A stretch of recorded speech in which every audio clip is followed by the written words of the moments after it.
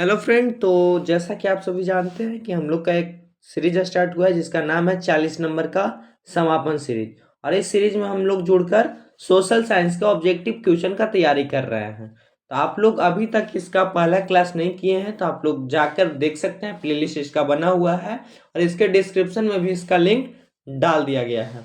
तो चलिए इस क्लास को हम स्टार्ट करते हैं। आज इस सीरीज का दूसरा क्लास है। तो सबसे पहला आज का क्वेश्चन है कि भारत में हरित क्रांति किससे जुड़ी है। तो भारत में हरित क्रांति जो है से कृषि उत्पादन से जुड़ी है। पता ही चल रहा है हरित यानी कृषि उत्पादन से, क्या कृषि उत्पादन से। और याद रखिएगा कृषि जो है से प्राथमिक क्षेत्र में आता है। कौन सा क्षेत्र में? प्राथमिक क्षेत्र में आता है। समझ गया ना? कौन सा क्षेत्र में आता है? प्राथमिक क्षेत्र में आता है। फिर आगे चलते हैं। तो आगे प्रश्न है कि ISI और AG मार्क क्या है। तो यह जो मार्क है, एक मार्क यानी ISI और एक मार्क जो है सो गुणवत्ता के चिन्ह वाले एक मार्क है। कौन सा? गुणवत्ता चिन्ह वाला एक मार्क है। समझ गए? फिर आगे है कि सूचना का अधिकार अधिनियम कब लागू हुआ। तो सूचना का अधिकार अधिनियम 2005 ईस्वी में लागू हुआ। सन 2005 ईस्वी में सूचना का अधिकार अधिनियम लागू किया गया था। ठीक है। फिर आगे है कि विकासशील देश का उदाहरण कौन सा है। तो इसमें आपको ऑप्शन दिया रहेगा और इसका भारत कहीं ना कहीं जरूर रहेगा आपका ऑप्शन में, याद रखिएगा। विकासशील जो भारत है सिर्फ विकासशील देश का उदाहरण है। समझ गए? फिर है आगे कि उदारीकरण का अर्थ क्या होता है। तो उदारीकरण का अर्थ है सरकारी नियंत्रण कम करना। उदारीकरण का अर्थ क्या होता है? सरकारी नियंत्रण कम करना। ठीक है। फिर आगे है कि सार्वजनिक क्षेत्र का एक उदाहरण बताइए। तो सार्वजनिक क्षेत्र यानी होता है इंग्लिश में पब्लिक सेक्टर, और इस पर एक प्रॉपर क्लास बना हुआ है, आप लोग देख लीजिएगा जाके। पब्लिक सेक्टर, सार्वजनिक क्षेत्र ऐसा क्षेत्र होता है जिसमें कि सभी को अधिकार होता है काम करने का। जैसा कि रेलवे, जिसमें मतलब पब्लिक सेक्टर जो है इसमें जो अधिकार होता है पूर्णतः जो इसका मालिक जो होता है तो सरकार होता है। कौन होता है? सरकार होता है। इसको ही सार्वजनिक क्षेत्र कहा जाता है। तो रेलवे एक सार्वजनिक क्षेत्र का उदाहरण है। और फिर आगे है निजी क्षेत्र। निजी आगे फिर प्रश्न है कि निजी क्षेत्र का उदाहरण है। तो निजी का होता है प्राइवेट सेक्टर। क्या होता है? Private sector. तो प्राइवेट सेक्टर में आप लोग जानते हैं कि इसका मालिक कौन होता है? कोई खास व्यक्ति, जैसा कि टाटा। निजी क्षेत्र का उदाहरण कौन सा है? टाटा का कंपनी, जिसका मालिक कोई भी इंडस्ट्री के लोग हैं। तो आप लोग देख लीजिएगा। फिर आगे है कि सामाजिक समानता किसका आधार है। तो सामाजिक समानता जो है से लोकतंत्र का आधार है। लोकतंत्र जो है से समानता, लोकतंत्र जो है से समानता के कारण ही चल रही है। अगर समानता का अधिकार सभी को नहीं मिले, जैसे कि एग्जाम्पल के लिए वोट दिया जा रहा है, सबको वोट देते हैं, तो सबको एक ही वोट का अधिकार है कि नहीं? सबको लाइन में क्यूब में लग के वोट दिलवाते हैं। ठीक है। आगे है कि शिक्षा किस क्षेत्र में आती है। तो शिक्षा जो है सेवा क्षेत्र में आती है। कौन सा क्षेत्र में? सेवा क्षेत्र में। तो तृतीय क्षेत्र में हो जाएगा। कौन सा क्षेत्र? तृतीय क्षेत्र। ठीक है। फिर आगे है कि उपभोक्ता उपभोक्ता जागरूकता क्यों आवश्यक है। तो उपभोक्ता जागरूकता इसलिए आवश्यक है क्योंकि जो कंज्यूमर है, उपभोक्ता जो है से कंज्यूमर शोषण से बचे, इसलिए उपभोक्ता जागरूकता आवश्यक है। ठीक है। फिर है अगला प्रश्न कि राष्ट्रवाद की भावना किससे बढ़ी। भारत का बात हो रहा है तो छापा खाना और शिक्षा से बढ़ी। ठीक है। राष्ट्रवाद की भावना छापा खाना और शिक्षा से बढ़ी, याद रखिएगा आप लोग, बहुत महत्वपूर्ण क्वेश्चन है। आगे है फिर कि स्वदेशी आंदोलन की घोषणा कहाँ हुई। तो स्वदेशी आंदोलन की घोषणा कलकत्ता में हुई। ठीक है। समझ गए?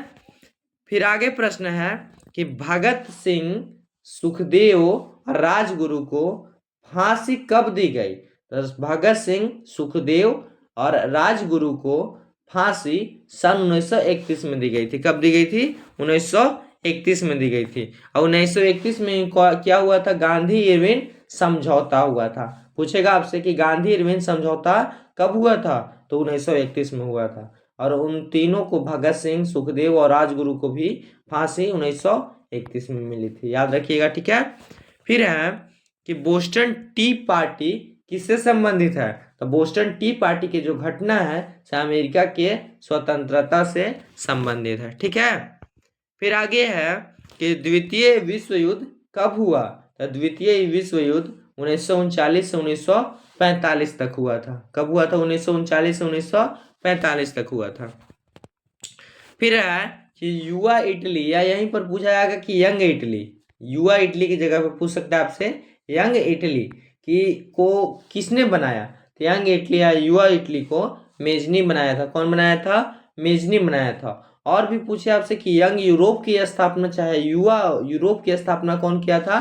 तो मेजनी ही किया था। ठीक है, आगे फिर क्वेश्चन है कि अफ्रीका का उपनिवेशीकरण किस नाम से प्रसिद्ध है? तो अफ्रीका का उपनिवेशीकरण अफ्रीका की दौड़ से संबंधित है, चाहे प्रसिद्ध है, सॉरी प्रसिद्ध है, अफ्रीका की दौड़ से प्रसिद्ध है। ठीक है, फिर है अगला कि हो ची मिन किस देश से जुड़े थे? तो हो ची मिन जो है से वियतनाम से जुड़े थे। कौन सा देश से जुड़े थे? वियतनाम से जुड़े थे, याद रखिएगा। फिर आगे प्रश्न है कि भारत का संविधान कब लागू हुआ? तो भारत का संविधान आपका 26 जनवरी 1950 ईस्वी को लागू हुआ था। कब हुआ था? 26 जनवरी 1950 ईस्वी को लागू हुआ था। ठीक है, फिर आगे प्रश्न है कि भारत में सबसे विस्तृत मिट्टी कौन सी है?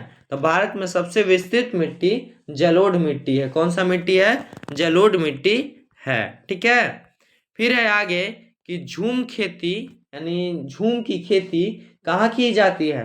तो झूम की खेती पूर्वोत्तर भारत में की जाती है। इसका आंसर आप अगर राज्य दिया रहे तो राज्य के अनुसार दे सकते हैं, पूर्वोत्तर भारत दिया रहा तो ऑप्शन के अनुसार इसका आंसर दे सकते हैं आप। ठीक है ना, फिर आगे है कि तिलहन फसलों का उदाहरण है, तो इसका भी आंसर जो है आप ऑप्शन के हिसाब से दे सकते हैं। यहाँ सरसों है, सरसों आंसर है। सरसों जो है से एक प्रकार का तिलहन फसल है। ठीक है, फिर अगला प्रश्न है कि भारत में सबसे बड़ा कोयला क्षेत्र कहाँ है? तो भारत में सबसे बड़ा कोयला क्षेत्र झारखंड में है। कहाँ है? झारखंड में है। और कोयला को काला सोना भी कहा जाता है। क्या? काला सोना भी कहा जाता है। ठीक है ना, अगला प्रश्न है कि काला सोना के नाम से किसे जाना जाता है? तो काला सोना के नाम से कोयला को जाना जाता है। किसको जाना जाता है? कोयला को जाना जाता है। ठीक है, आगे फिर क्वेश्चन है कि हीरा खान कौन से राज्य में है? तो हीरा खान मध्य प्रदेश में है। कौन सा है? मध्य प्रदेश में है। फिर आगे है कि वर्षा का मापन किससे किया जाता है? तो वर्षा मापने वाले यंत्र को या मशीन को वर्षा मापी कहा जाता है। क्या कहा जाता है? वर्षा मापी कहा जाता है। फिर आगे प्रश्न है कि भारत का सबसे लंबा नहर मार्ग कौन है? तो नहर मार्ग सबसे लंबा इंदिरा गांधी नहर मार्ग है। ठीक है, आगे है कि कपास की पैदावार किस मिट्टी में होती है? तो कपास की पैदावार सबसे अधिक जो है अच्छा यानी काली मिट्टी में होती है। ठीक है, और फिर अगला प्रश्न है कि काजू किस राज्य में अधिक होता है? तो आपको अगर केरल ऑप्शन दे रहा है तो केरल को मारना है। ठीक है, क्या मारना है? इसका आंसर केरल मारना है। यहाँ महाराष्ट्र लिख दिया गया है, महाराष्ट्र अगर ऑप्शन के हिसाब से मार सकते हैं, और आपको अगर केरल दे दिया जाए तो केरल मारिएगा। ठीक है, इसका आंसर क्या हो जाएगा? काजू किस राज्य में अधिक होता है? केरल में होता है। ठीक है, तो चलिए इस क्लास को यहीं पर बंद करते हैं। अगर इसका नोट्स लेना होगा तो आप हमारे व्हाट्सएप ग्रुप में जुड़ जाइएगा, और इसका पहला वीडियो इस सीरीज का नहीं देखे हैं तो आप जाकर डिस्क्रिप्शन में आप प्लेलिस्ट में जाकर देख सकते हैं। तो तब तक के लिए जय हिंद, जय भारत।